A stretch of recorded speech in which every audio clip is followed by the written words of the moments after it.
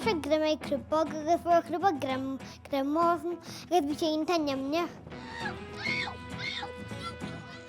Bhain de placmósan man seo.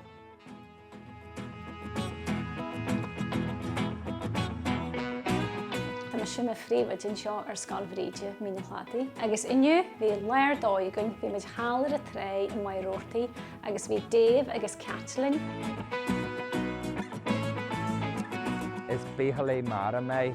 Bhunaigh Meitheal agus mo bhain céile catch the Sea Collective, bhliain ó chin.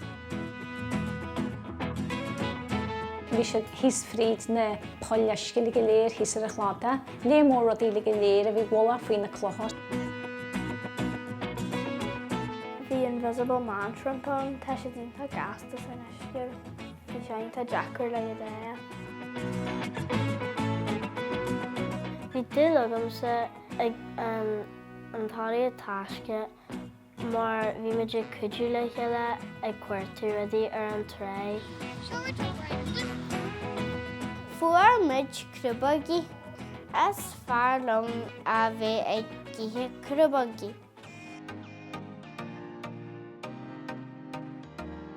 Bhí léir buscaram. Tá sé aonanta tábhachtach gur cín tre, agus é a choinneáil glan. Fuair má siad, siladí agus fuair má spáire na siad.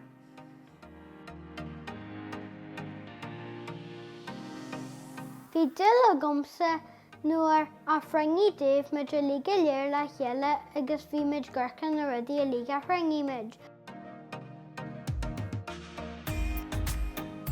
Bhí siad seachain grúpaí agus thóg na páistí caisleán na gaiineh a beagantí fa fástan dúí thógáid. Go bhfeicid siad roisin galthirt cásaint ban caisleán ar a thocu chusa na tomta móra na bheith siad a gardú agus a géirí. Bhí spórt a sprí ógan a lig ag tógas na caisleán agus na dún.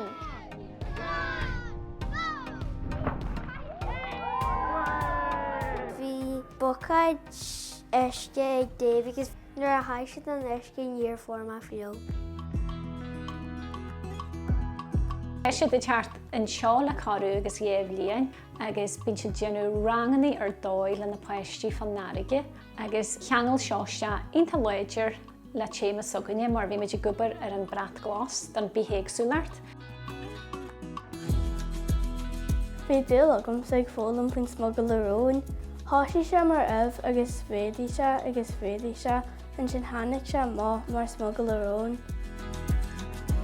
Bhí siad ag ginse dún fiad an na anmhaithe mára agus fiad an tréiliú mhór a testí san isce.